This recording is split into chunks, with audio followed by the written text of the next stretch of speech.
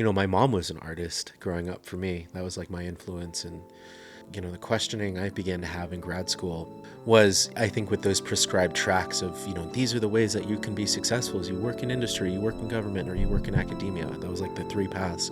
And I said, well, what if I want to just like do my own thing? Part of it was, I grew up with my mom who was a photographer, a jeweler, and like we had very deep influence of that native culture and history on my mom's side. I think that always kind of drew me into like thinking about the work that I would do. We're now off-road influencers, and I've been off-road influencing. So this van, still going strong. It's got like 335,000 miles on it. But yeah, you can look at this. It's a very clean engine. We can make lunch off of it. If I take care of it, it'll take care of me. That's like my grandpa owned a bunch of horses, and he always said that about them. So supply it to these steeds, and it does the same.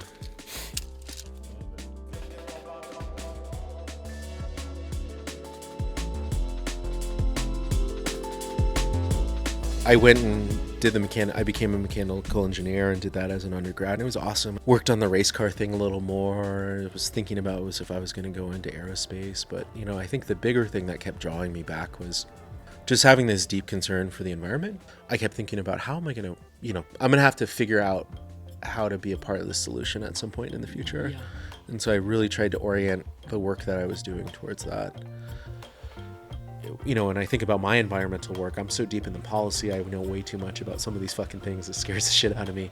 But in that training, they don't then teach you to have the imagination of how things could be different. And I think that's where the art, the culture, the sort of more imaginative, freeform thinking, it's like, let's imagine a world. Let's do this sort of thing. That's been like sort of recentering that I think is like so needed.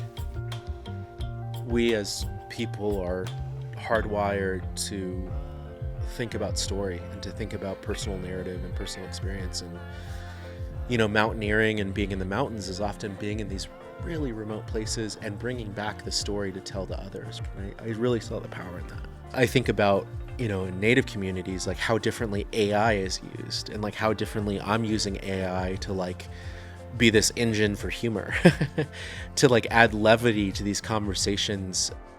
In native communities, we've dealt with a lot of hard shit for centuries, and like what's gotten us through is humor. Yeah. And that's the tool that we've had societally to like keep ourselves from going absolutely insane.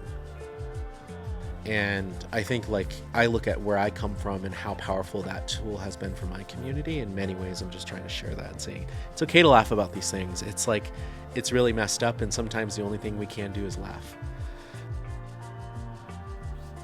I think, going into the mountains and just like getting my ass whooped multiple times and just having that humility instilled in me by the natural world is something that we've done as people for thousands of years and living in these landscapes.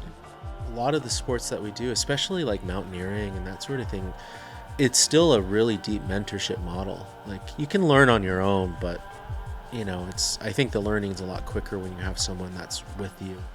And I almost think about it like mentorship is like this idea of like seasons of like you have, this intense period of growth season and sort of this sustaining into the fall, and then you fall into dormancy and then sleep. And I think in many ways, like the relationship of mentoring is like you do have those periods of lulls and those periods of growth, those periods of sustaining and those periods of fresh starts. When I look at mentorship, it's just like being willing to share that journey with someone else on that sort of seasonal cycle of growth and learning. That's a very Navajo way of looking at it. But it's also just like knowing that it'll change and being willing to change with the change.